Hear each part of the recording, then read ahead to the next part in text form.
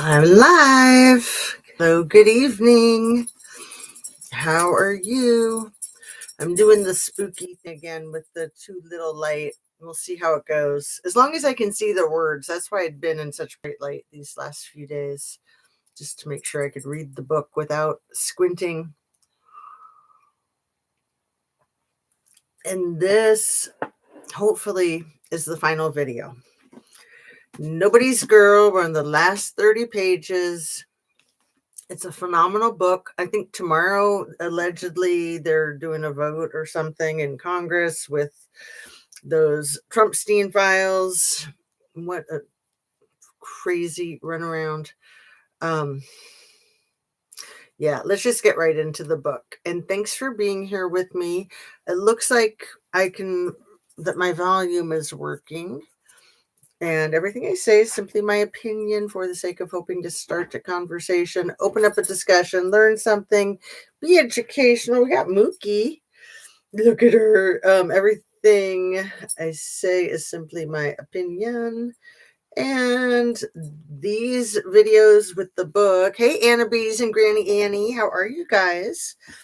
These videos with the book are in particular aimed to be educational.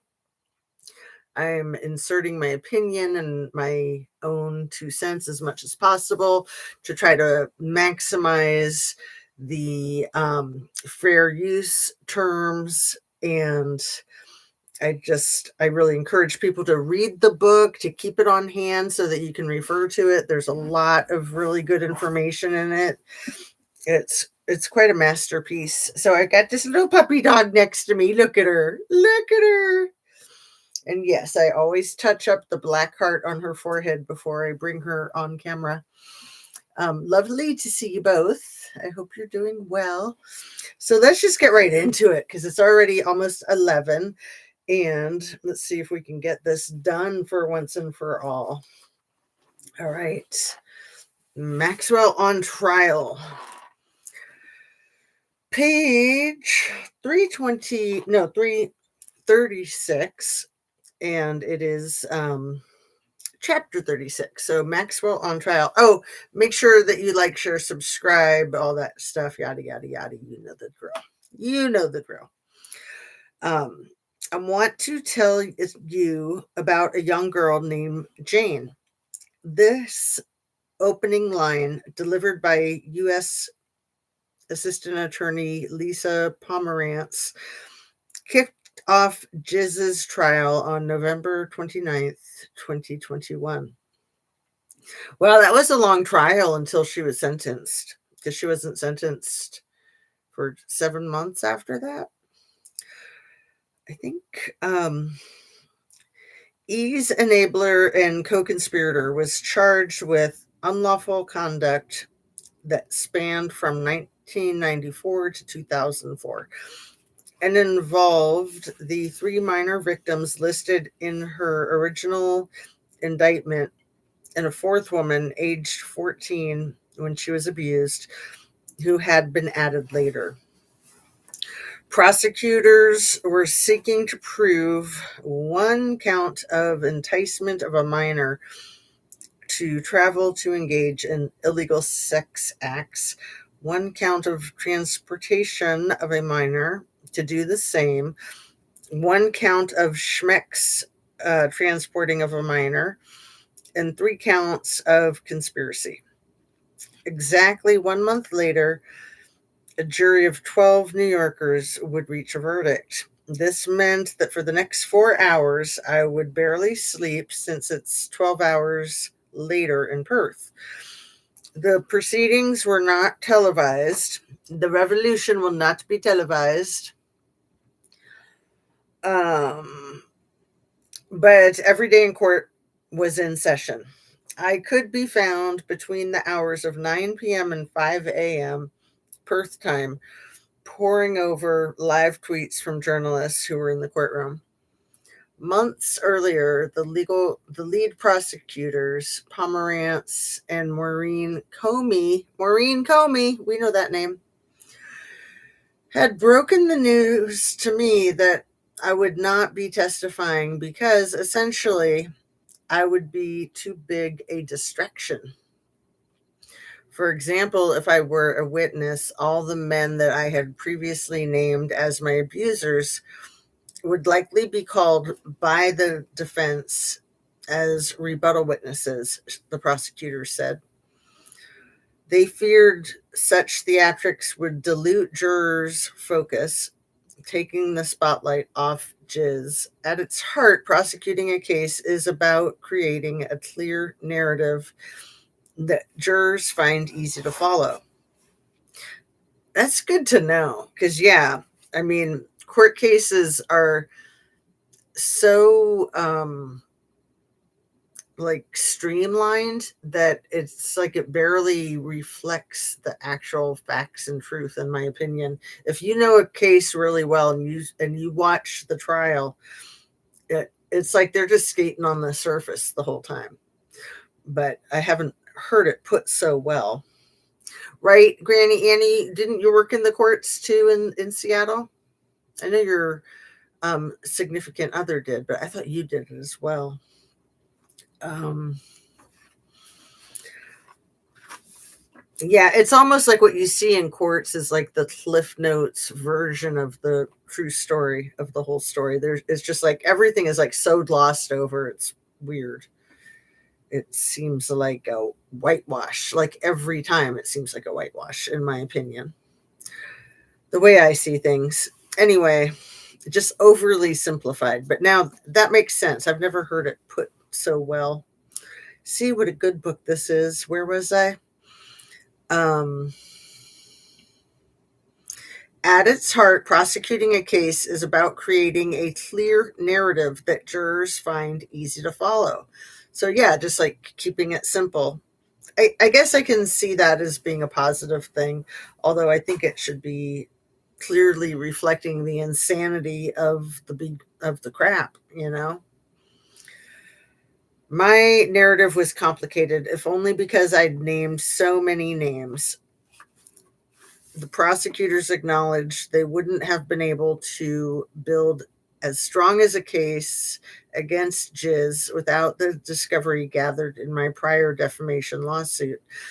As I've said, Jiz was charged separately with 2 counts of perjury that stemmed from her allegedly false testimony in her depositions in my case.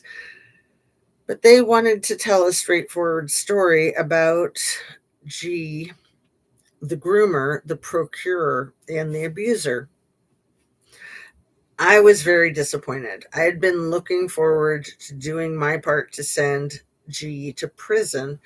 Well, Siggy tried to console me that I had done my part already. Being excluded from this proceeding felt unfair to me. For one thing, I expected that many people would assume prosecutors shut me out because they didn't believe me. Indeed, just 4 days before the start of G's trial, Prince Andrew's camp planted a story in the Telegraph. I want to say this before I forget.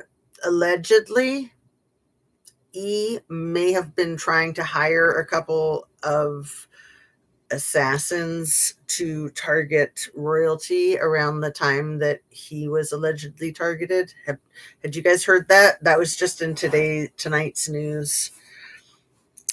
Crazy. It's a dirty game when you're dealing with rat bastards, huh? Kill or be killed.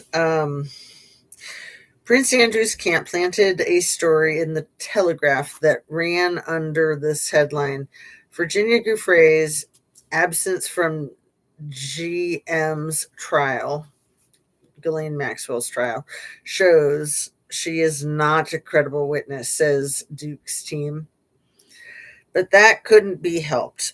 More worrisome to me was the possibility that by limiting their case to just 4 victims, none of whom had traveled outside the U.S. with E, as I had, the prosecution might not win. There had been much speculation that G's lawyers would attempt an empty chair defense, arguing that G was being blamed for the actions of a man whose death prevented him from coming to court. E. I worried some jurors would be swayed by that strategy. But now it was showtime. I tried to look at the bright side. I had been called to testify. I wouldn't have missed Christmas with my kids. Instead, I hunkered down in Perth, where I'd festooned the house with tinsel and ornaments, crossing my fingers and praying for justice. Oh, right. Shasta County, California helped as intern on one high profile. I was not given evidence, but transcribed every day and highlighted things for Deputy District Attorney, now DA, to address as a juror.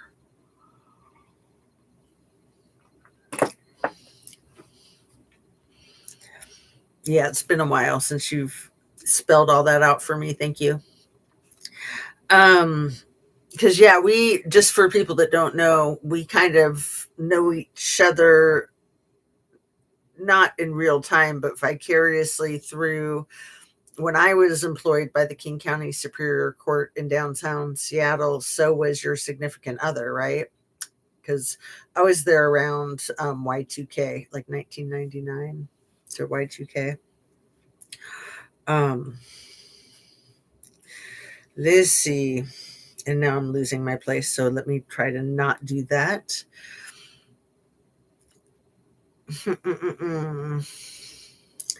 Now it was showtime. I tried to look at the bright side. I had been called to testify. I would have missed Christmas with my kids. Okay, I'm glad I reread that because I didn't understand those sentences. It's getting late, right? Instead, I hunkered down in Perth, where I'd festooned the house with tinsel and ornaments, crossed my fingers, and prayed for justice. Jane, a soap opera actress who testified under a pseudonym, told jurors that G strolled up to her in 94 with E trailing behind her when she was a camper at Interlochen Arts Camp in Michigan. And I want to say that I saw a photograph that had like E when he was 14, and maybe like Steve Bannon and William Barr and Obama and all of these guys, all of them in a photograph at it was fake, at Interlochen Arts Camp in Michigan. And it is a famous place that a lot of those people might have gone to at some point in time, but the photo is fake, and it just bothered me. Like, there's so much fake stuff out there, and I'm sure a lot of people fell for it, and we're like, oh, okay, they all knew each other since they were teenagers. I get it now. So, but yeah, I think that E was actually a student there. I know at least one of them was. Let me see. Um,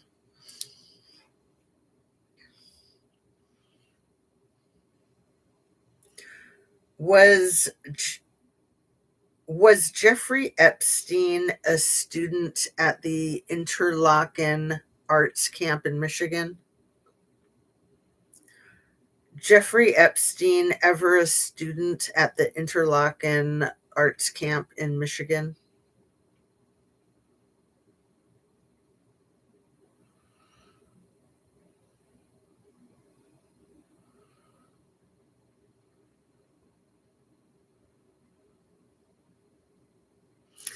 Well, I know he was tied to the Interlochen Center for the Arts because he um, donated a lot of money there and gave scholarships and stuff like that. But it doesn't look like he was actually a student there, like I said in that fake photo. But some of them were. Like, I looked up each one of them to see, and there was definitely at least one of them that was actually a student there. But anyway, so much fake news and AI, and it's ridiculous. Um, Sorry, high profile case, Mark Duenas, I couldn't intern for. Yes, my now ex, but good friend, was bailiff by the end of his 30-year career in King County. That's a long time to work for King County, man. It must have sucked the life out of him. I mean, very lucrative. They paid very well, but I don't know that it would be worth it. I was afraid that I was going to be a lifer. I called it like the velvet handcuffs because it did pay so well, but luckily I had hightailed it. That was when I got into private practice. And, you know, I mean, you make more money per hour in private practice, but you don't get benefits. So it's all crazy, isn't it? X saw Dateline #1 and saw the car looping. Why are you not believing? Hmm. Okay. The Interlochen Arts Camp in Michigan. E and G were donators to the renowned summer camp and boarding school. E even had a scholarship lodge named after him. Jane's father had died of leukemia a year before, and her family, who lived in Palm Beach, was short of money. She said, Jane thought G and E were married, so when they realized she lived in Florida and asked for her mother's contact information, she gave it. Later, when she was 14, she agreed to meet with E and G in Palm Beach. Thus began a years long cycle of SA in Florida, New York, and New Mexico. Jane recalled that G touched her breasts and E made her touch his genitals, engage in group sex, and submit to painful abuse with a vibrator.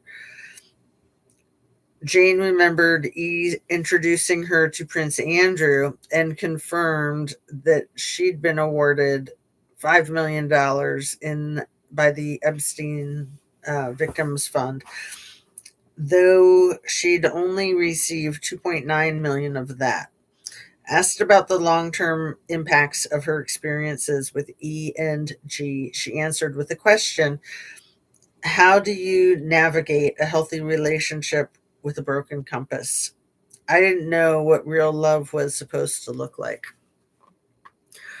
Two of G's accusers, Dr. Annie Farmer, a licensed psychologist, and Kate, a British model and actress who also used a pseudonym, testified only after the judge instructed jurors that their description of alleged sexual conduct could not be used to convict G of the crimes charged.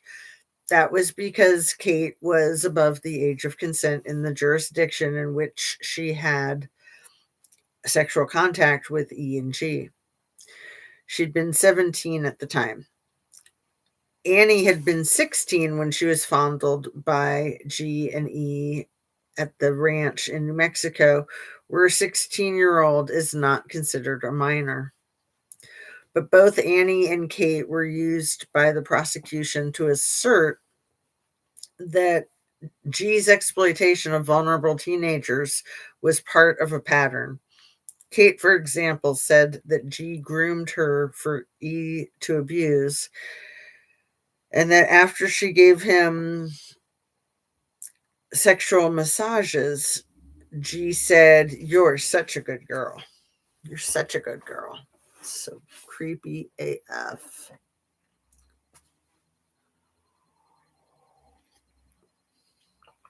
So Annie asks, did you know Judge Cook, possibly in a wheelchair?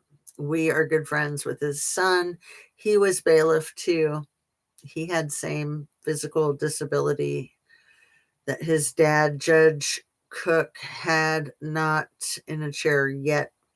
The only judge that I remember from there I think, as Judge Hightower. Oh, and Bobby Bridge. Bobby Bridge was a biatch and a half. And Hightower, I just remember because I love the last name for a judge. Like what, like the Judge John Judge in the Idaho 4 case. Anyway, yeah. So yeah, there were a lot of judges for the King County Superior Court. I want to say there were probably like 30, and I knew handfuls of their names back then, but I only remember the two, Bridge and Hightower. So I don't remember one in a wheelchair. Yeah. Let's see.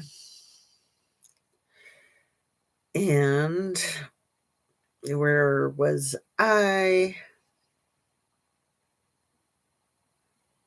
Such a good girl. It's so gross. Ugh. The fourth minor victim was Carolyn, who used only her first name. Carolyn described herself as a middle school dropout who'd been essayed by her grandfather, and said that I'd introduced her to G and E in Palm Beach. That testimony was a complete surprise to me.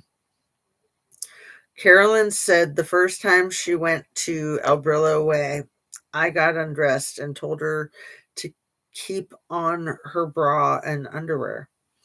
She said that after she and I spent 45 minutes massaging E, he turned over and he and I had sex while she watched from a nearby couch. I didn't doubt her account. I've acknowledged that I'd been forced to recruit girls and said that I will always regret it. But I am ashamed to say that I don't remember Carolyn's name. Carolyn testified that after her initial encounter with E, she visited the Palm Beach house 2 or 3 times a week for a period of years. Wow. I used to work with a nurse with Hightower last name.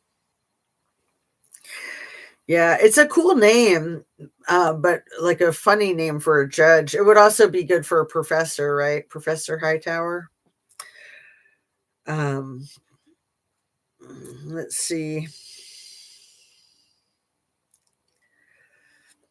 Carolyn testified that after her initial encounter, okay, I read that, but I'm going to reread it because it's so stunning. After her initial encounter with E, she visited the Palm Beach house 2 or 3 times a week for a period of years.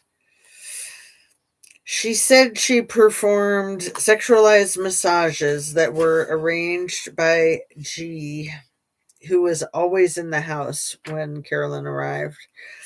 Carolyn also told jurors that G saw her naked some 30 times in E's massage room. G felt my boobs and my hips and my buttocks and said that I had a great body for Mr. E and his friends, Carolyn testified.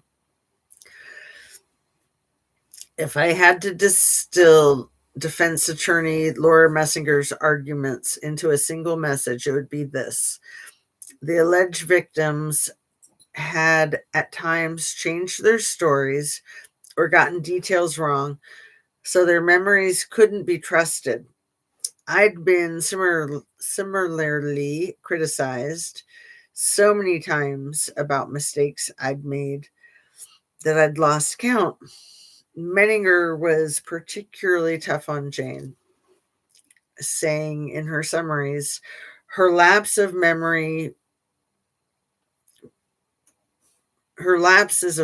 pervade this case. Jane had recalled seeing The Lion King during a period it wasn't on Broadway and attending the late journalist Mike Wallace's 80th birthday at a point in the chronology that didn't match his age. But G's own memory expert had testified that while peripheral memories tended to erode over time, core memories about trauma tended to stick. Maureen Comey, one of those prosecutors, countered Messenger's critique by posing a question to the jury. Ladies and gentlemen, which would stand out more in your mind? How old you were on Mike Wallace's birthday, or how old you were the first time a middle school aged man molested you? So, not middle school, middle aged. Let me read that again. Ladies and gentlemen, which would stand out more in your mind? How old you were on Mike Wallace's birthday, or how old you were the first time a middle aged man molested you? Gross. The defense also implied that the four accusers, all who had received payouts from the Victims Fund, were incentivized to exaggerate because they'd benefited financially from E's money train. Menninger said their stories showed the influence of memory manipulation and money. But Comey noted that the checks the women had accepted in their settlements with E's estate had already cleared when they took the stand. That meant that they had nothing more to gain financially from the grim experience of reliving trauma and risking prosecution if they testified falsely. Did that look fun? Comey asked jurors, referring to the victim's sometimes tearful testimony. Why would they put themselves through that when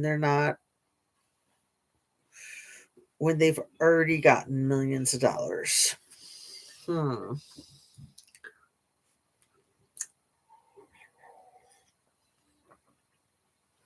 Don't you love my mug with a little Christmas trailer on it? It's finally the time of year to be using it appropriately. Okay. In the end, while G's lawyers had said that they would call 35 witnesses, they called only 7. In part because the judge forbade them from letting a witness testify anonymously. G opted not to testify on her own behalf. By contrast, while I would have loved to have testified, I was not entirely absent. I saw one report that estimated my name had been mentioned 250 times during the trial. I guess that's the next best thing to being there. That creeps me out. Let me read that whole sentence again. I saw one report that estimated my name had been mentioned 250 times during the trial. I guess that's the next best thing to being there. On December 20th, when both sides delivered closing arguments, Comey called Maxwell a sophisticated predator who caused deep and lasting harm to young girls and was critical to E's seductive SMEX transporting operation. She noted that 3 of the witnesses said G had touched their breasts. It happened again and again. She said Menninger, meanwhile, argued G's innocence by posing a question. Why would a rapper Oxford-educated woman do this? Why would a proper Oxford-educated woman do this? I'm sorry. I am tired. It's harder to read than I thought it was going to be at 11:22. But I can do it. I can do it. I might have to turn on the bright light. It'll wake me up. Throw some cold water on my face. I'm just like ready to take a nap. Especially it's the puppy dog. I blame the puppy dog. She's all warm and cuddly. It just makes me want to fall asleep with her. My little baby. So maybe I can sit up higher and not be sinking into the chair. I don't want to squish that little puppy dog. Come here, baby. Let's see if I can do this. I don't want to bonk the little table that the laptop is on. Okay, that might help if I'm not slouching like that. Okay.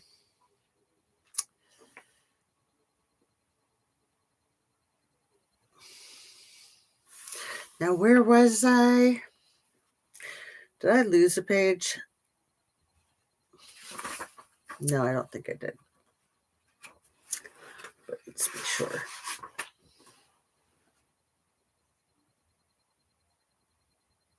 Yeah, I did. It flipped a page when I set the book down. Okay. That would have been annoying. Why would a proper Oxford-educated woman do this? The verdict came in on the afternoon of the jury's fifth full day of deliberations. Just after 5 p.m. on December 29th, the judge read it aloud. G was guilty of SMEX transporting and 4 other charges. She was acquitted of 1 count of enticing a minor to travel across state lines to engage in an illegal sexual act. It was just after 5 a.m. in Perth, and I was asleep in our bedroom, but Robbie was downstairs in the kitchen wide awake. Like me, he'd been sleeping very little.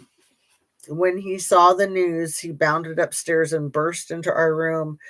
Guilty, baby. He was screaming, and I opened my eyes to see him running around the room in circles. She's guilty. Soon, I got on a Zoom with Siggy, who was beaming. Home run, all the counts but me, she said joyfully, and then her face turned serious. She is going to prison for a very, very long time.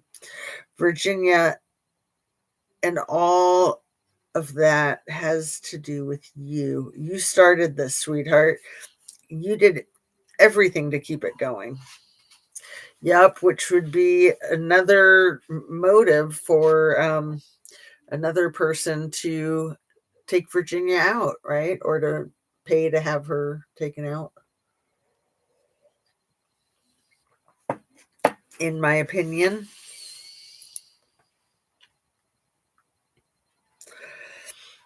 You did everything to keep it going. There's no way this could have happened without your bravery and your commitment. That is heroic. And I watched you go through it. It was a horrible, difficult job, and you did it. And you took some serious hits along the way. I'm so incredibly proud of you right now. After a strong cup of Italian coffee made the way Robbie's parents taught me to make it, I soon took to Twitter to say the verdict had been cathartic for me. My soul yearned for justice for years, and today the jury gave me just that, I wrote. I will remember this day always. Having lived with the horrors of G's abuse, my heart goes out to the many other girls and young women who suffered at her hands and whose lives she destroyed. I hope that today is not the end, but rather another step in justice being served.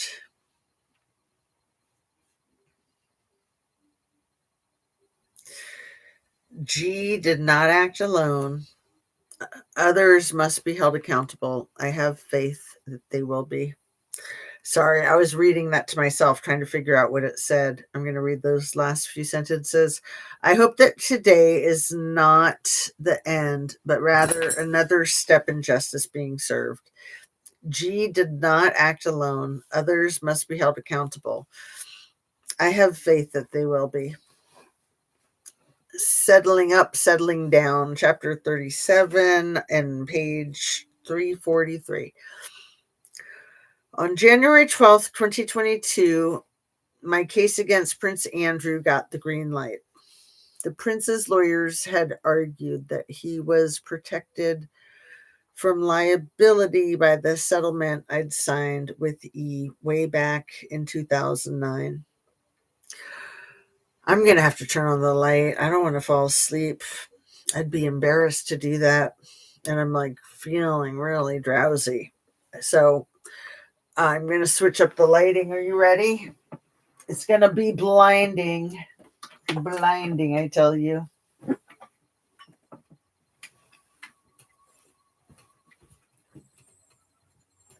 If I can reach. I reached it earlier. Ugh. I got it. I got it. So close. It's because I have the dog on my lap now. It's harder.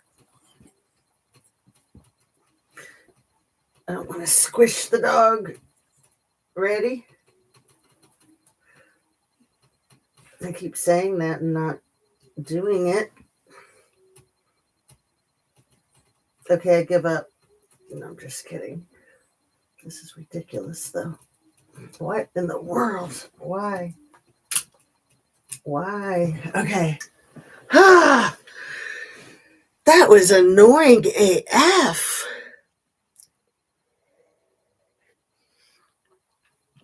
It is always something. Okay. So is the lighting like way too bright now? I'm so sorry. Let me move some of these lights and see if that helps. I think it will. Not quite as bad.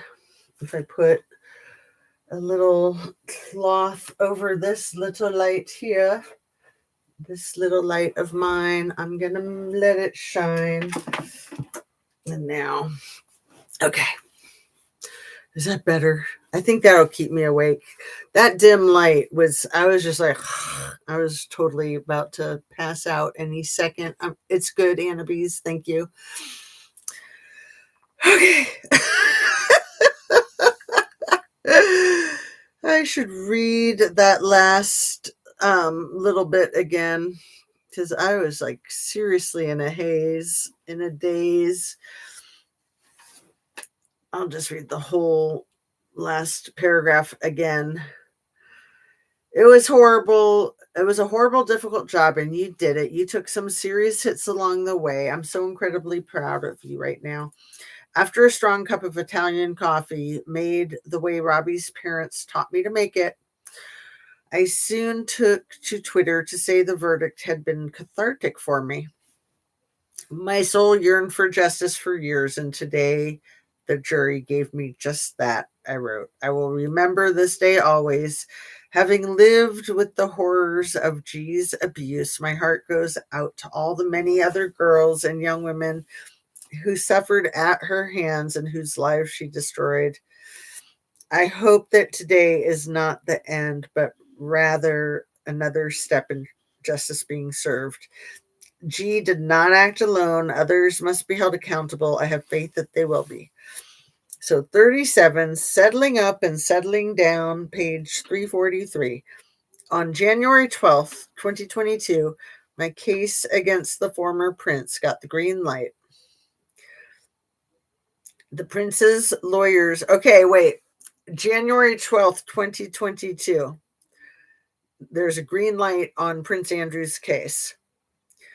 Within a month, Jean-Luc Brunel is Epsteined in prison in France. I think his day of dying was like February 19th of 2022, somewhere around there. Somewhere between February 10th and February 19th. Maybe the 15th, maybe the 19th. I know, I'll look it up, right? Because we do like to be accurate as much as possible. And that's an easy thing to look up. Jean-Luc Brunel, February 19th, 2022. So 1 month and 1 week after the green light against Prince Andrew. Sus to us. The prince's lawyers had argued that he was protected from liability by the settlement I'd signed with E way back in 2009. But Judge Lewis Kaplan rejected that. The former prince can't avoid his day in court, the judge rules, was the New York Times headline. The British press went nuts, calling the decision a huge blow for the former prince and warning of a coming hugely expensive and reputation shredding court case, the Daily Mail. Already, the case had been credited with causing abolish the monarchy to trend on Twitter. Now, the day after the judge's decision, the Queen stripped the prince of his royal duty and military titles, prompting the Sun to run with this front page headline. Thrown out, but throne is spelled like a king's throne. Thrown out. The Platinum Jubilee of Queen Elizabeth II was coming up in June. It would be the international celebration marking the 70th anniversary of her accession to the throne. Clearly, the British media and the royal family itself were already weighing how Prince Andrew's troubles might affect that day. You're allowed to do all that stuff. You're just not allowed to let it be known, right?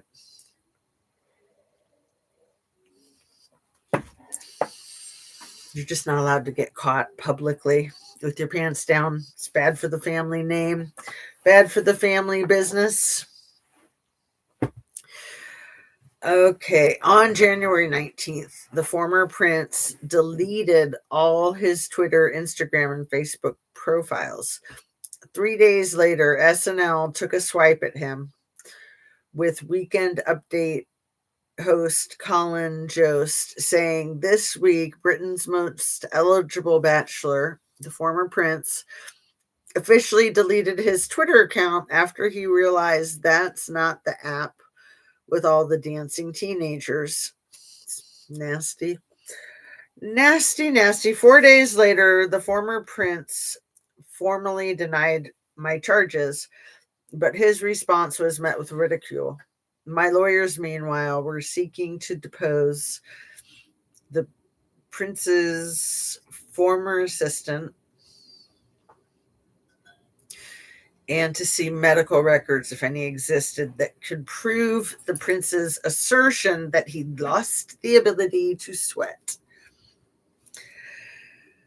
Oh, what a pig. Like, pigs don't sweat. That's why they roll around in the mud. That's how they cool themselves down. So I guess he was just a pig rolling himself around in the mud, right? Dogs also don't sweat. They drool. So he's a dog and a pig. That works. No offense to dogs, Mookie. No offense to pigs either.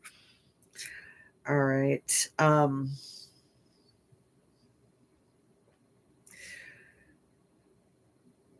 My lawyers, meanwhile, were seeking to depose the prince's former assistant and to see medical records, if any existed, that could prove the former prince's assertion that he'd lost the ability to sweat.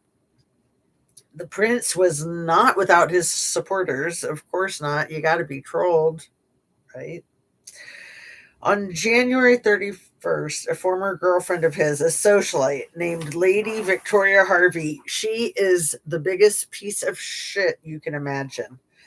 She's kind of like Ghislaine. Oh, she's so hateful. Like, she's obviously getting paid by the royal family. It's ridiculous. Lady Victoria Harvey took to Instagram to say that, in her opinion, I was a complete whore. That's Virginia Giuffre. What a bitch. Then, just in case anyone had forgotten this story, that this story is not just about SA, but also about class. She added that I was just a ghetto opportunity who's seriously mixed up.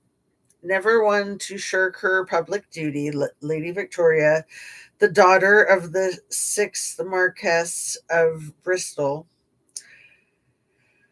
half sister of the 7th Marquise, and sister of the 8th Marquise, whatever all that means, would give many mean spirited interviews about me in the coming months. This got to be hard. Cluck, cluck, I'm a duck, right? The paparazzi, meanwhile, had tracked my family down in Perth. In February, the Daily Mail published this important news.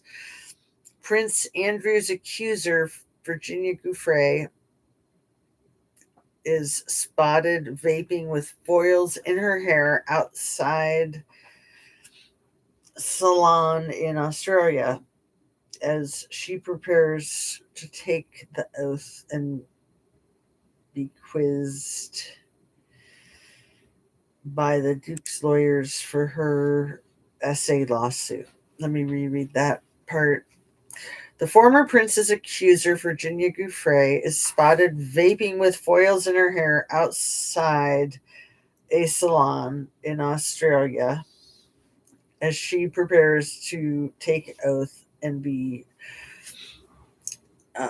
quizzed by the Duke's lawyers for her sexual assault lawsuit. You can imagine how unflattering you can imagine how unflattering the accompanying photos were. I looked like a half crazed, metal spiked witch who was also trying to quit snorkeling. No, smoking. Sorry, my eyes are bugging out. The letters are starting to dance right off the page. Um, I looked like a half crazed, metal spiked witch who was also trying to quit smoking. The things we women do in the name of beauty. But most women don't have to worry about such things being captured by photographers. I trade not to let it bother me. The world didn't know it, but settlement discussions with Prince Andrew's team were suddenly moving quickly. After he'd stonewalled us for months, the scheduling of his deposition, which was to take place on March 10th, seemed to motivate him.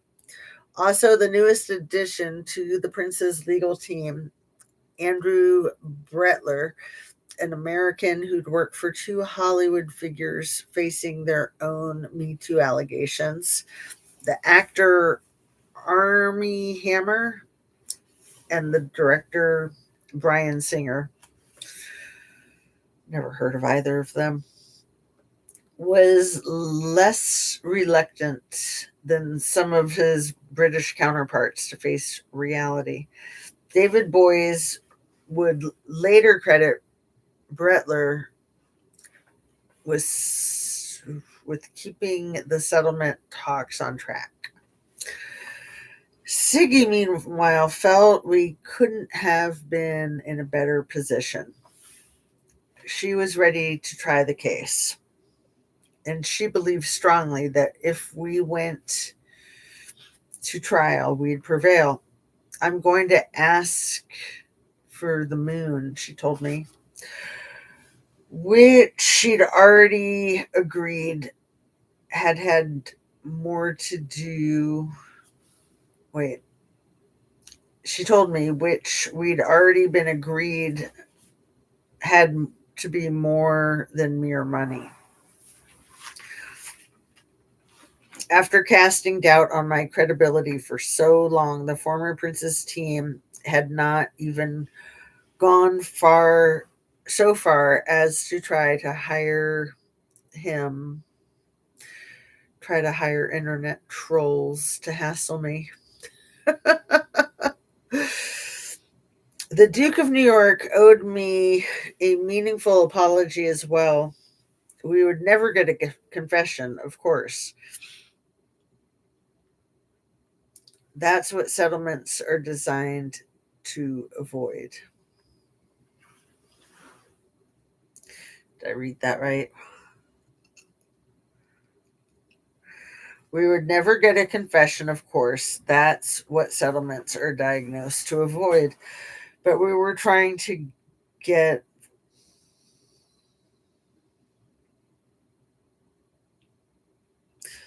Man, I just like dozed. I'm trying so hard. I still have 20 pages. I'll never make it. We drink some ice water. That might help. This is like seriously cold. It should help.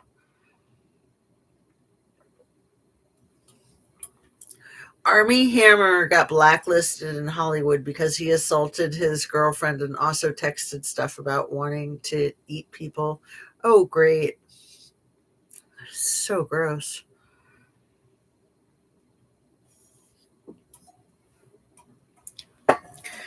And I think they do that, huh? So yeah, let's like chat for a second as I try to wake up because I like seriously fell asleep for a minute there. I don't know how noticeable it was. It was probably pretty noticeable, huh? Good thing it wasn't longer though.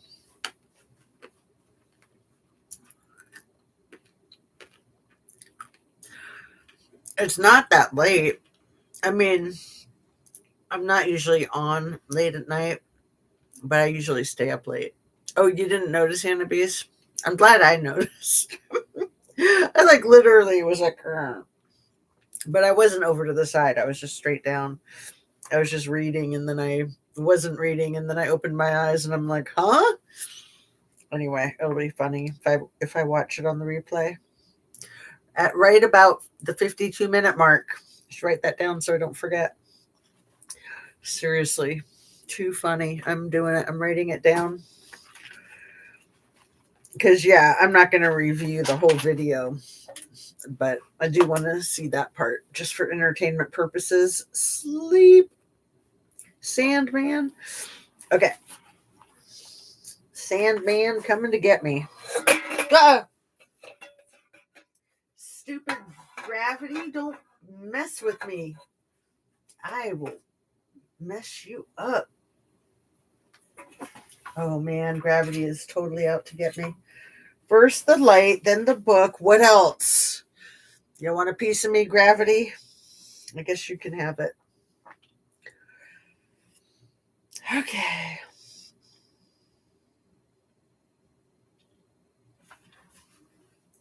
Now, where was I?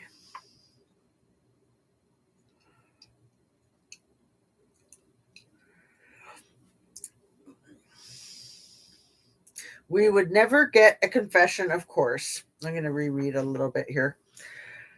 That's what settlements are designed to avoid. But we were trying for the next best thing, a general acknowledgement of what I'd been through.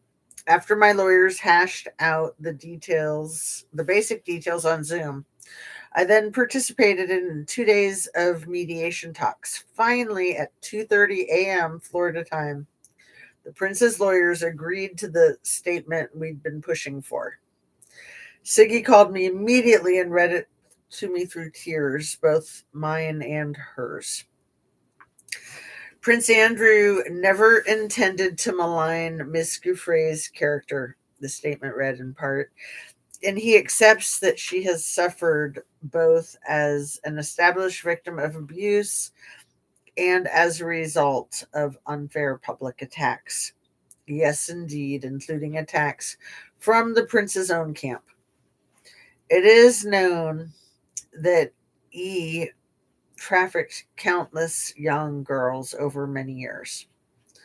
The statement continued, acknowledging vastly more about E's predatory behavior than the prince himself had in his fateful BBC interview. The former Prince Andrew regrets his association with E and commends the bravery of Ms. Gouffre and other survivors in standing up for themselves and others.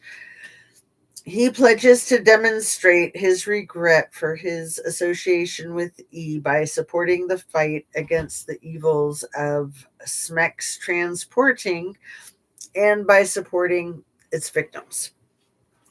In that moment, I would have given anything to be in the same room with Siggy. Thank you, Siggy, for all that you've done for me. I told her shakily over the phone. She responded by repeating her assertion that represented me had been her complete honor. At the end of my life, Ziggy would tell me later, when I look back on the best moments, that phone call will be one of them. On February 15th, the settlement was announced. Oh, yeah. See, the settlement was announced on February 15th, and then February 19th, Jean Luc Brunel got Epstein. It makes perfect sense. Oh, sorry.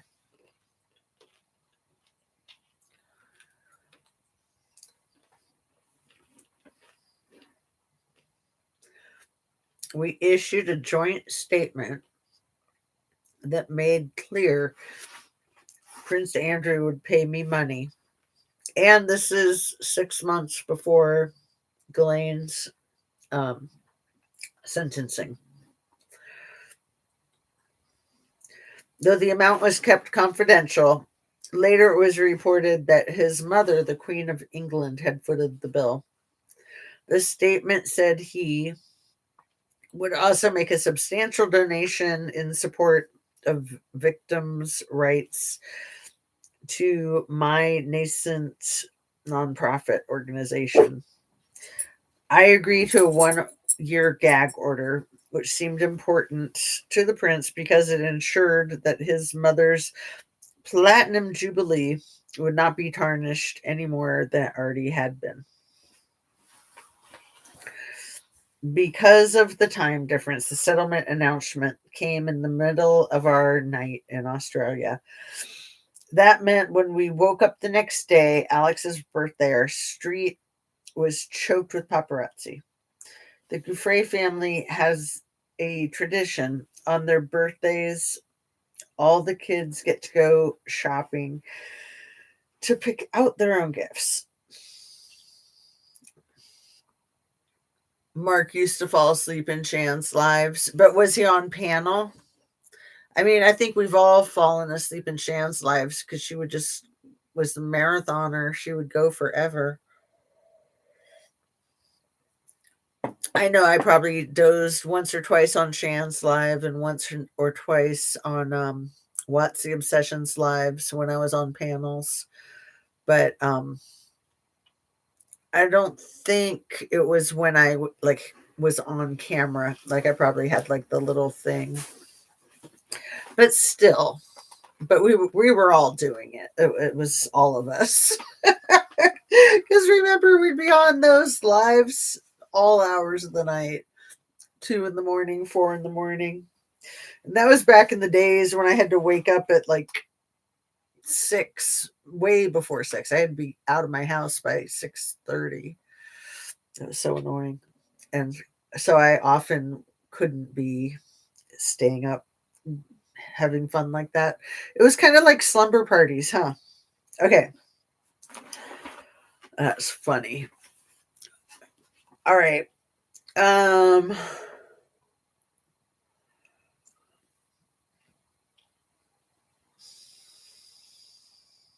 I agreed to the 1 year gag order, which seemed important to the prince because it ensured that his mother's platinum jubilee would not be tarnished any more than it already had been. I could turn the fan on too. That chilly air would probably wake me up because, I turned the heat up a little bit. It's like 72 in here. That's the problem.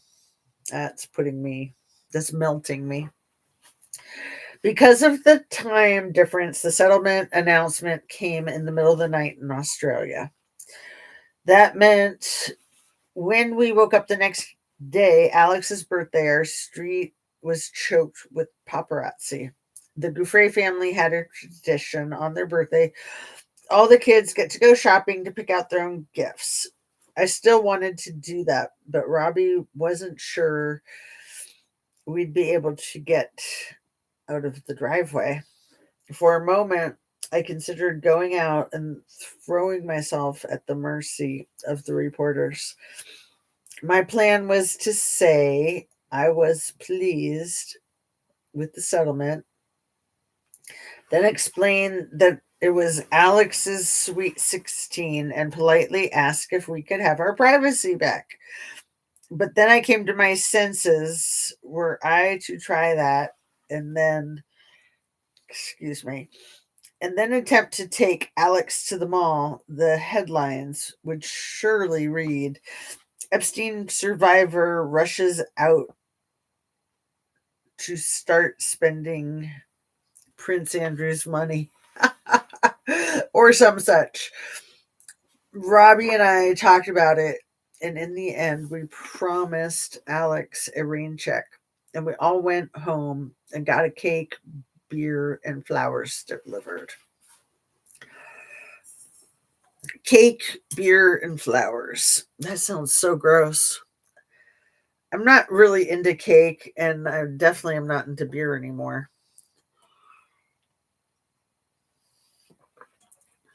But I did eat ice cream tonight. Oh my goodness. It was Ben and Jerry's s'more flavor, and it was so good with like graham cracker and cinnamon and chocolate and brown sugar. Delicious.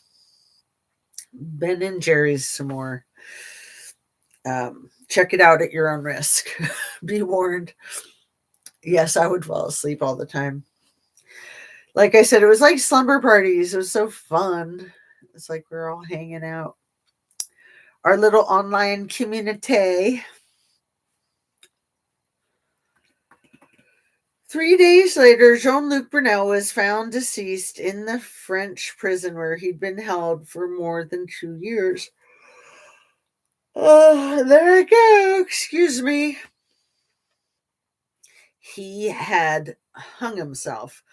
I did not give any interviews. 2 months earlier, a few weeks before G was convicted, my French lawyer had gotten in touch saying Brunel was about to be let out on bond. Oh, see, why would he off himself if he was about to be let out on bond? That's curious. Um I told the lawyer that I couldn't come back to Paris at the moment, but I needed him to go to the court for me and argue against Brunel's release. That effort had succeeded, but now Brunel was deceased. The self unaliving of Jean-Luc Brunel, who abused me and countless girls and women. So gross. One sec.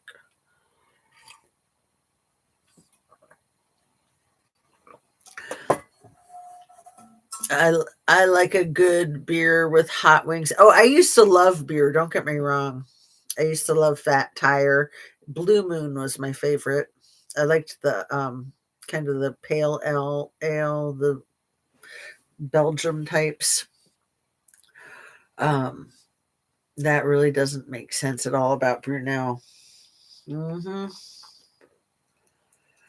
Um,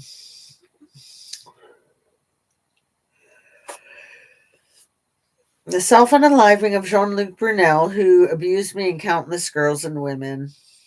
ends another chapter. I tweeted, I'm disappointed that I was not able to face him in a final trial and hold him accountable for his actions, but gratified that I was able to.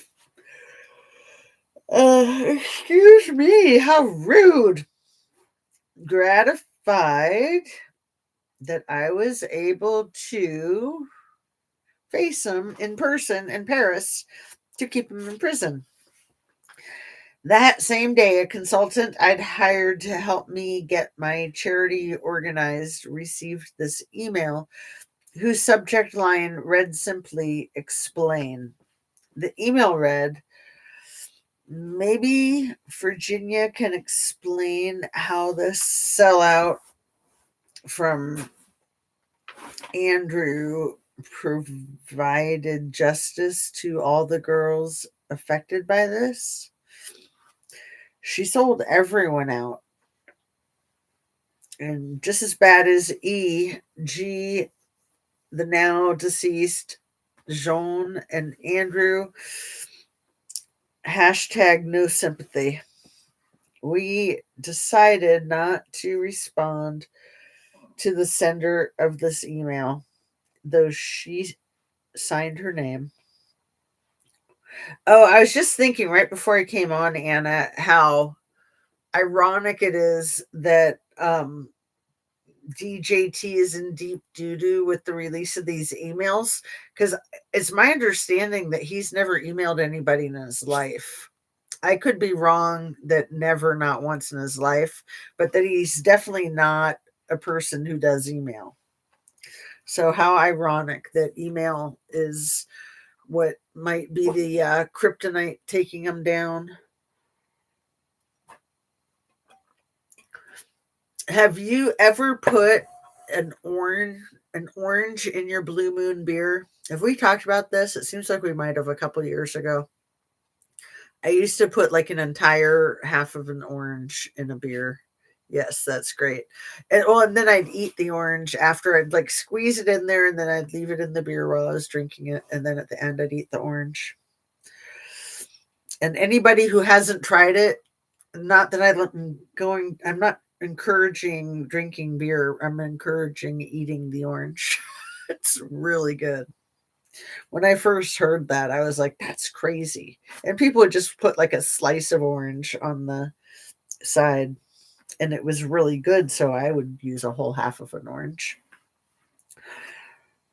And then it's like a liquid lunch, right?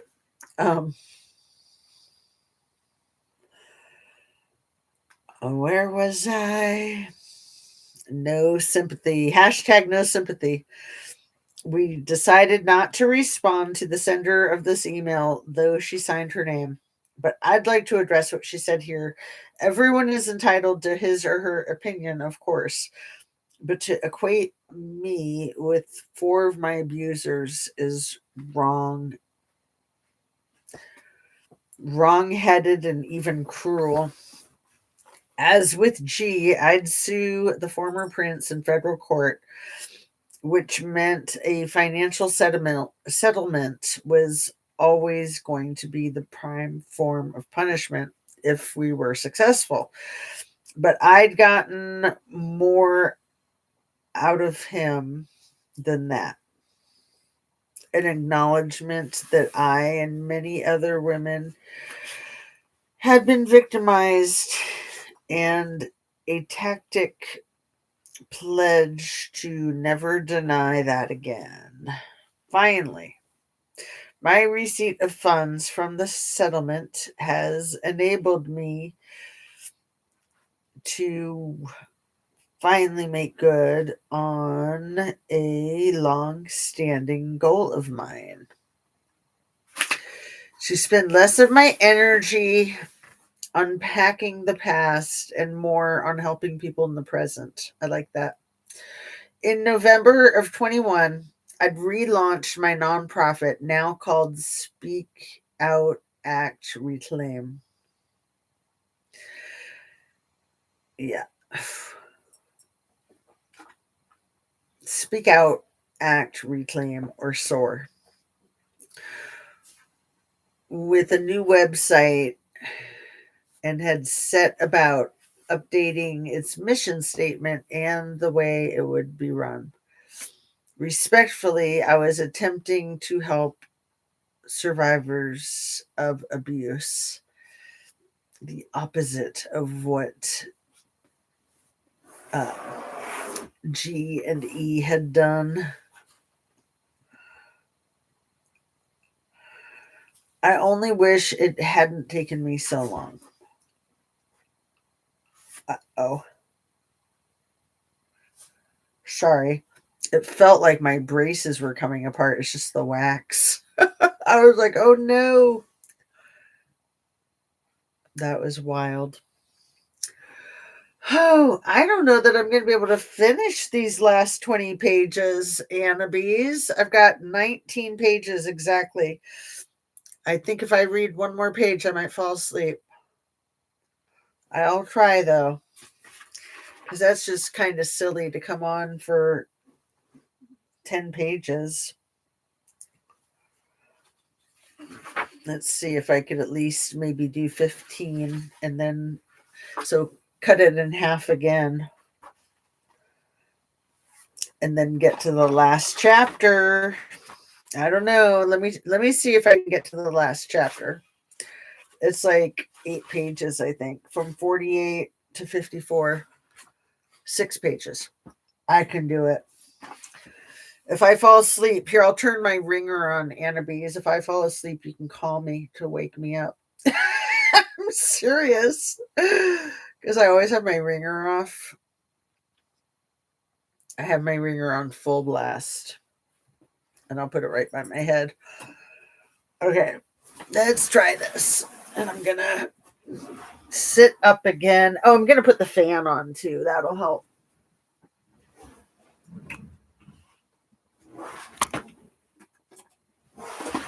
Uh-oh. I'm totally screwing everything up.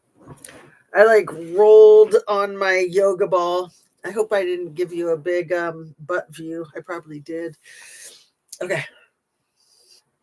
We got this. I think that's good. I see you're struggling. I am surprised. I am so surprised.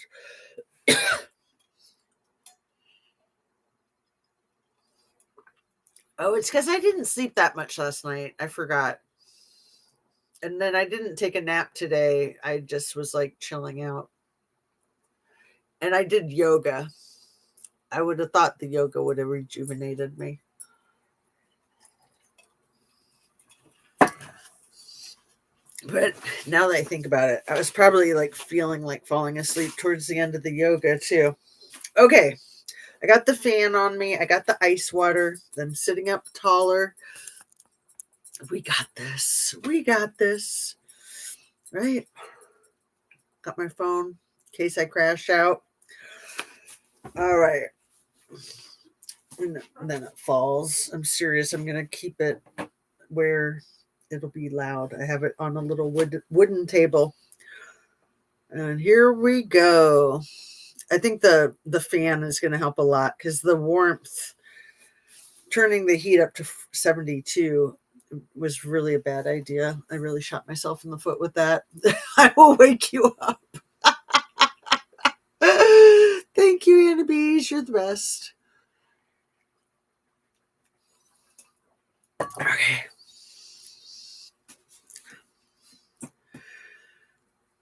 And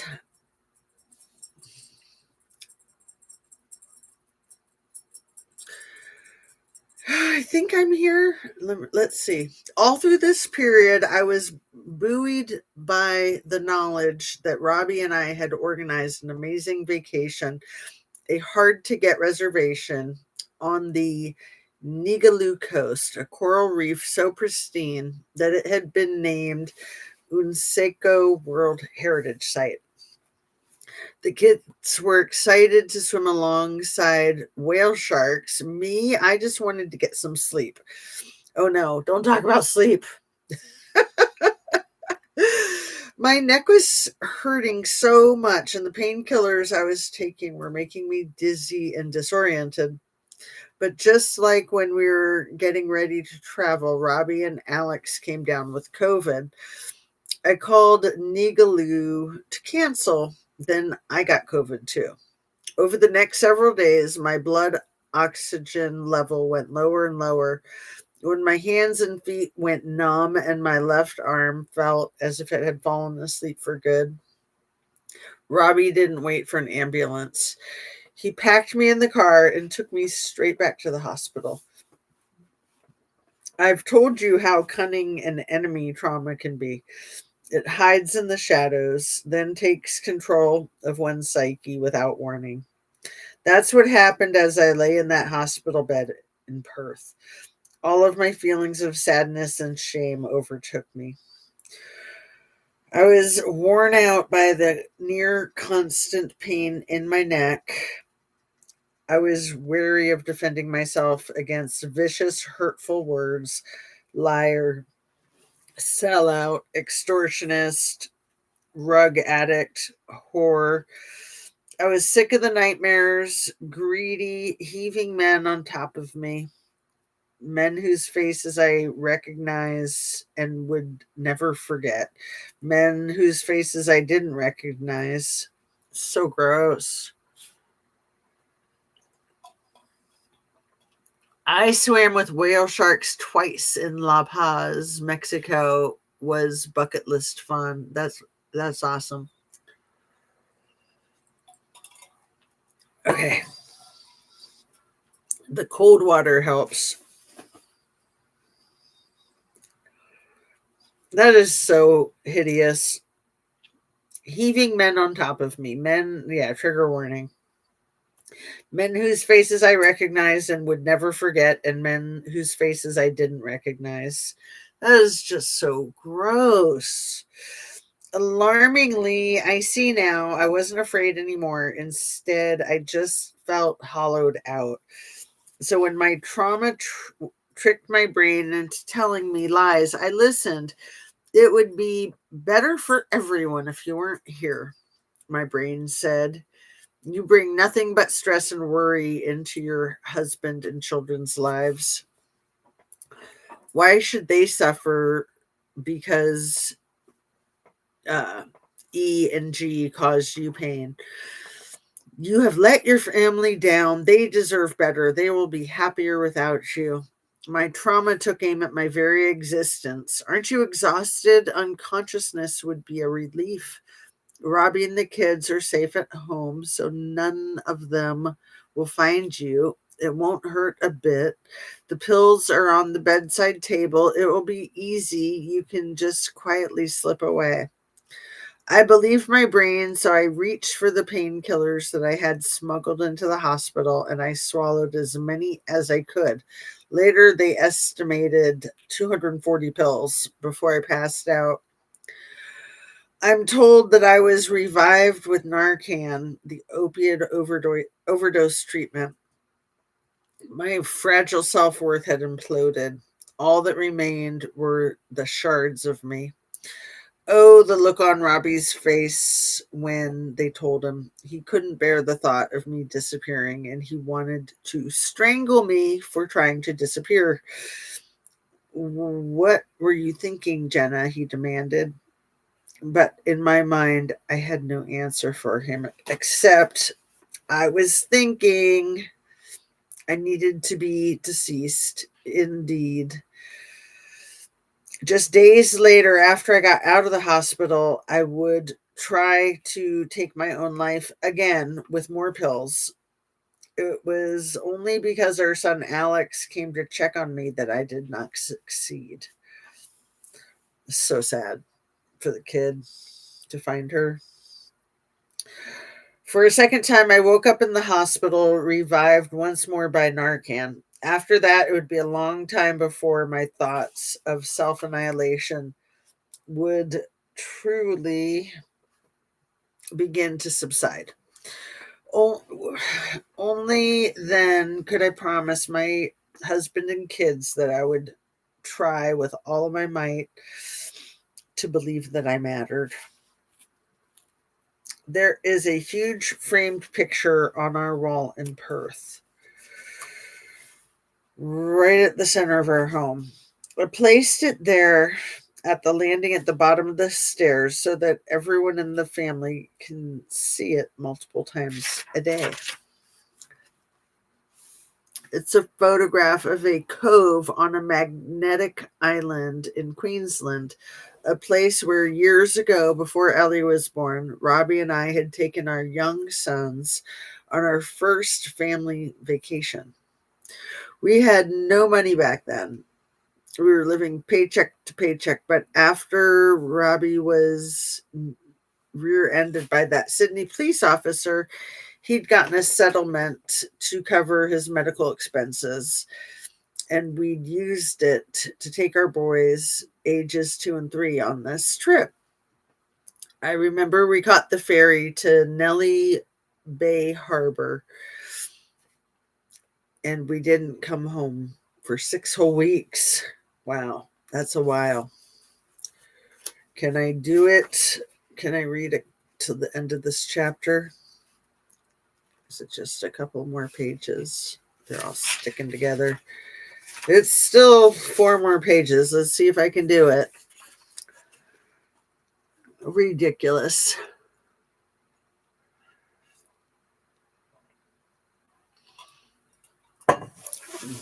Ridiculous how hard it is for me to keep myself awake. Pinch myself. Okay.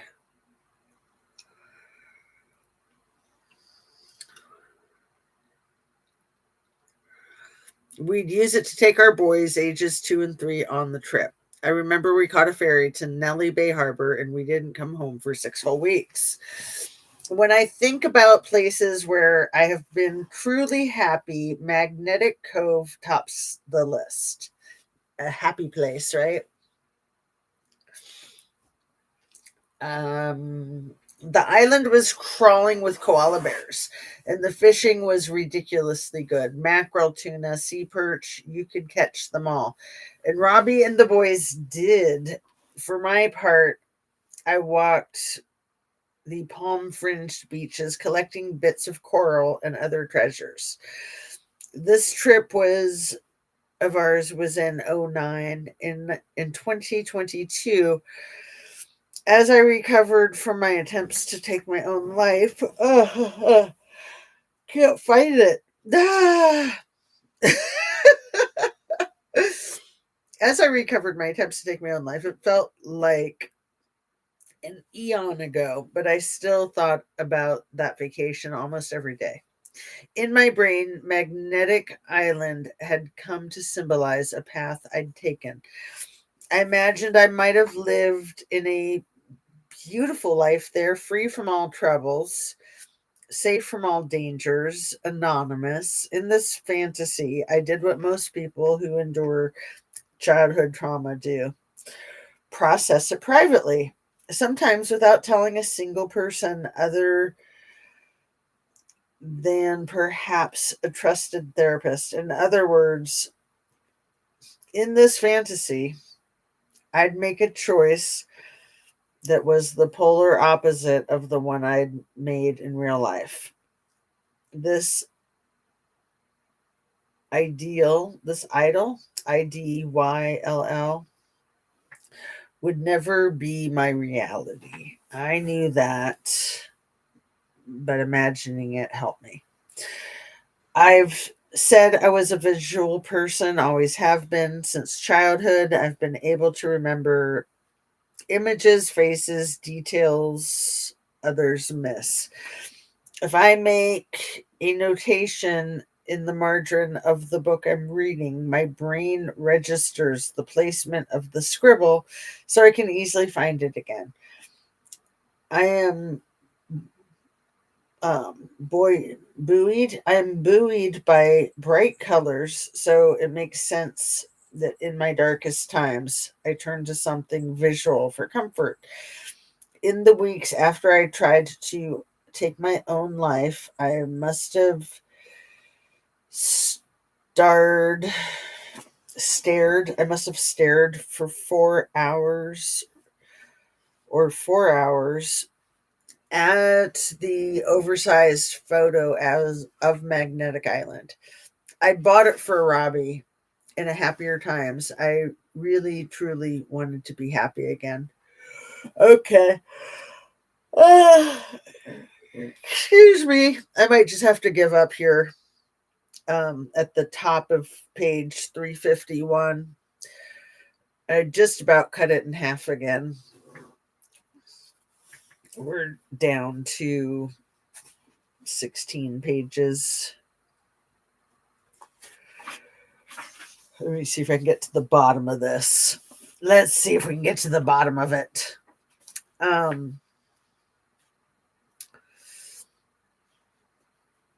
But there was something else that helped me just as much, or maybe even more. I've told you about how much music has helped me throughout my life. And as I've described how we do phrase enjoy music together as a family. Well, Alex was recording music now, mixing it in his room on his computer, commissioning beats and vocal tracks from various musicians he'd connected with online. Now, Alex played me one of his favorite compositions. It was called Smile Sadness. And it started with a spare ukulele track.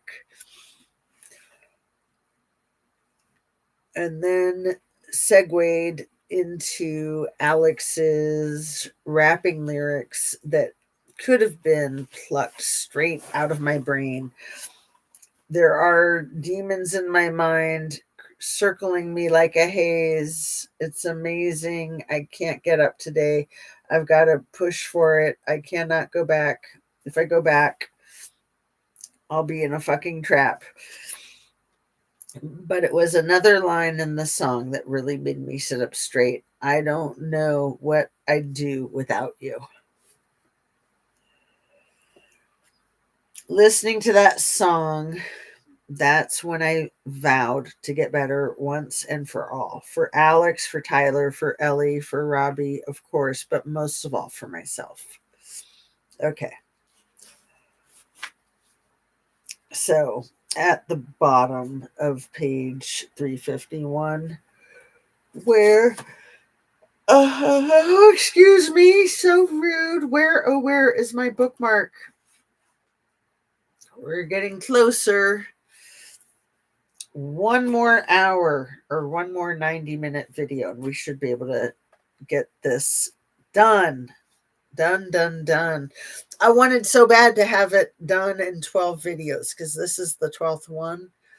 But 13 is my lucky number anyway, so it'll be 13 videos, right? Page 351. Yes. The middle of page 351. There's a space. Here, I'll show you. See, there's a big break right here. That's where we are, at the break. But most of all for myself. Okay, and then it starts talking about Maxwell's new trial. All right, I should just sign off before I fall asleep with my friends here. Oh, I didn't read your comment, that long one. That's how I feel about Silverton, Colorado, my last vacation with my dad, and I loved Hawaii too. Yeah, my happy place is just in a swimming pool. It can be anywhere. It doesn't have to be any vacation land. Like it can literally just be like a YMCA swimming pool. Outdoor swimming pools are pretty nice though, but some indoor pools are really nice. So just, I love swimming, and my yoga is my happy place now too. So that's nice. And walking, puppy dogs, bed, sleeping, curling up with a good book. This has been fun curling up with a good book with you guys. I really thought I could do it. I'm like, it's only 30 pages. It'll be a breeze. That was hard, man. I was struggling the entire 90 minutes. I might need a do-over, huh? I'm kidding. That's fine. So, yeah. All right, you guys. Love to you. Thanks so much for being here. And should we try to figure out a time for tomorrow? Like noon? Is that good? Um, let's shoot for noon unless you guys have a better time. Let me know. I feel like I'm always doing something. I need to do your yoga. Oh, Annabes, I love it so much. And I always say go to the most current one. So, like, I did one tonight, and, I feel like I get better at it every time. So, the most current one is going to be, in my opinion, the most fluid. And yeah, I love it. Like, it's hard, but I enjoy it so much. It's about 1 hour and 7 minutes long, and it starts with a meditation and it kind of ends with a meditation. You're literally like sitting down or laying down the entire time, literally. The only time you're vertical is if you do the shoulder stand. That's just for a few seconds. That's the only time you're not sitting or laying down. So, all right. Love and light. Take good care of yourself. Get a good night's sleep. And I will see you tomorrow. Thanks again, you guys. You are the best. Always lovely to see you. Oh, noon is good. I do your neck stuff all the time. I feel like I have more mobility. Oh, the whole routine has so much awesome neck stuff, Annabes. It's really very neck focused and lots of twists, which are great for digestion. So.